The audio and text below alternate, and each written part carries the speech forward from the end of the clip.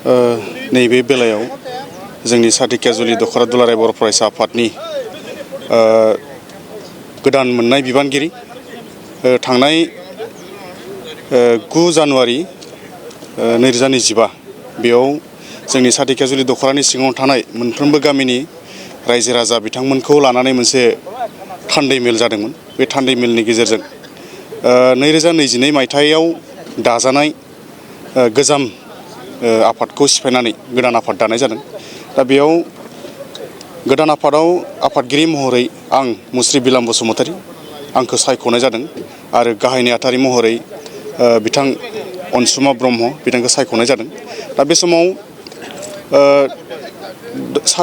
सातिकाजुलि दखरा दुलाराय बर' फरायसा आफादनि सासे सोद्रोमा हिसाबै खामानि मावबोनाया आङो दिनैसिम खमब्लाबो 10 बोसोर जाबाय। बुंनो थाङोब्ला आं जेब्ला हायार सेकेन्डारि फरायदोंमोन, हायार सेकेन्डारि फरायनायनिफ्रायनो आं दुलाराय बर' फरायसा आफादाव ओंखारनानै दिनैसिम खमब्लाबो 10 बोसोर जाबाय। दा फैयै फैयै बायदि बायदि बिबान बारबोनानै दिनै थांनाय 9 जानुवारियाव आङो थान्दै मेलनि गेजेरजों आफादगिरि महरै सायख'जादों। मोनसे गोजोनथाव होननानै बुंनांगोन, मानोना मानसिनि जिउआव समाज सिबिनायनि मोनसे प्लेटफर्माव आं जि थानानै दिनै मोनसे समाजनि जिखिनि हायो बेखौ आङो खामानि मावनो खाबु मोनदों।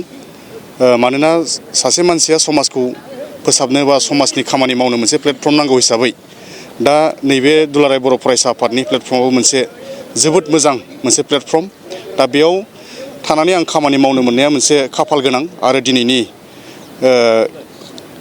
नैबे सिंग्रिनि गुप्तेश्वर मन्दिरनि खाथियाव मोनसे फोथाराव सनितपुर जिल्ला दुलाराय बर' फरायसा आफादनि समायखिरा लानाय, बेजों लोगोसे सातिकाजुलि दखरा दुलाराय बर' फरायसा आफादाबो समायखिरा लानाय हाबाफारि बेखौ लादों।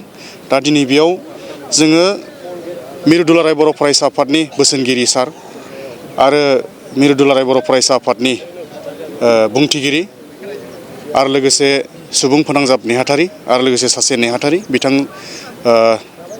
सारमोनखौ लोगो मोनदों। बिथांमोना दायो आथिखालाव सनितपुर जिल्ला दुलाराय बर' फरायसा आफादनि बोसोनगिरि।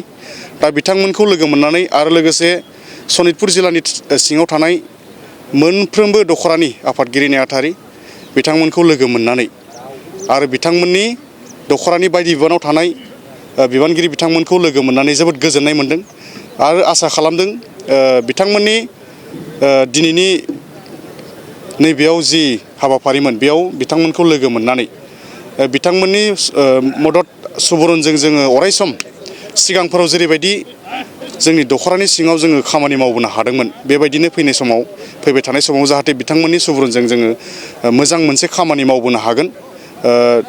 दुलाराय बर' फरायसा आफादनि मिरुनि बिथोन बायदियै बा जिल्लानि बिथोन बायदियै आं बेखौनो आसा खालामदों। आरो नैबे मोनसेखौ आसा खालामबावदों, जोंनि सातिकाजुलि दखरानि सिङाव थानाय जोंनि दखरानि साफ्रोमबो बिबानगिरि बिथांमोनाबो जेन जिबायदि जोंनो जिल्लाया बिथोन होयो बेबायदिनो खामानि मावनायाव मदद होगोन। आरो बेजों लोगोसे साफ्रोमबो जोंनि दखरानि सिङाव थानाय मोनफ्रोमबो गामिनि रायजो राजा बिथांमोनाबो सिगांफोराव जेरैबायदि जोंखौ मदद होबोदोंमोन, रांखान्थियारियानो जा बा गोसोनि आबेगनि जि मोनसे मोजां साननाय बेजोंनो जा, बेबायदिनो जाहाथे फैबाय थानाय समाव बिदिनो सिगाङाव जेरैबायदि मदद मोनदोंमोन बेबायदिनो मोनगोन होननानै जों दखरानि गोदान बिबानगिरि महरै जों आसा खालामदों आरो मोनबाय थागोन बेखौ जोङो रोखायै फोथायनाय दङ। बेखिनिखौनो बुंबाय।